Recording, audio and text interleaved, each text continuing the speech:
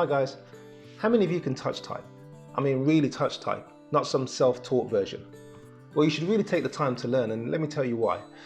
Back in the mid-90s, around 94, 95, I went to college in the United States on a basketball scholarship. When you go to college in the US, you have to do certain foundation courses in the first couple of years. And one of the ones that I did was keyboard skills or touch typing training. And to this day, I think it's one of the best skills that I've ever learned throughout my academic career. And you may say to yourself, well, I can type well enough. I'm pretty fast, I've got my own technique and skills, but I'm pretty sure that if you learn to touch type properly, you'd be even faster and even more productive. But more important to me as a physiotherapist is the fact that learning to touch type will significantly reduce your risk of repetitive strain type injuries, or RSIs. Now, the reason for that is threefold. Number one, when you're able to touch type, you're using all your fingers evenly. So you're spreading the load across your hands much more evenly, so you're not loading up any one particular joint. The second reason is that most RSI type disorders are primarily related to excessive mouse use more than typing. And we know that people that are able to touch type tend to use more keyboard shortcuts and therefore use the mouse less. So just by learning to touch type, you will reduce your mouse use also.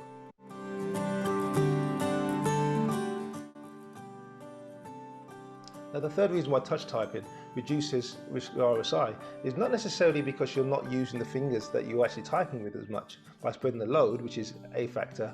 It's the fact that the fingers that you're not using to type can relax because you're in that better posture.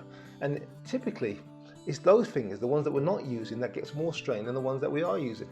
Particularly the little finger. A lot of people don't type with their little finger, and so often it sticks out to the side, and it's holding the finger out to the side for extended periods while you're typing, which puts strain on that area, and that's what can cause difficulties.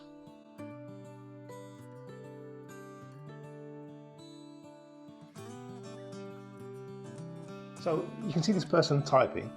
The right little finger is extended permanently in the air, and the index finger also has this gooseneck or swan neck position, where she's not using it, placing a static load on the tendons of both digits. Now consider how many hours on a typical day those tendons are being exposed to this strain. Now extrapolate that over a week, a month, years, and even as non-medical people, you can estimate the risk of developing pain. This is a better example of that little finger extending out to the side. You can also see the deviation of the wrist to the side when pressing the button on the top row, which is exaggerated when the wrists are planted on a wrist rest. This third example is of someone who was experiencing pain in their left index finger. Again, it was holding it up in the air that was the issue, not using it too much. And this last one, well, I'll let it speak for itself.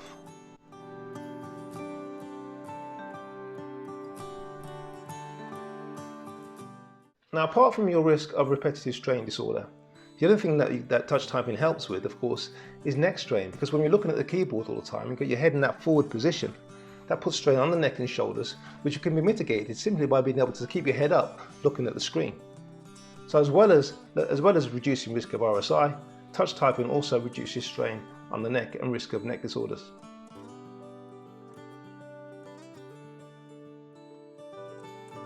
Now, some of you might look at this and say, oh, that's all well and good, Anthony, but I don't have time to learn to touch type. Well, it doesn't take that much time, and it's actually not that difficult.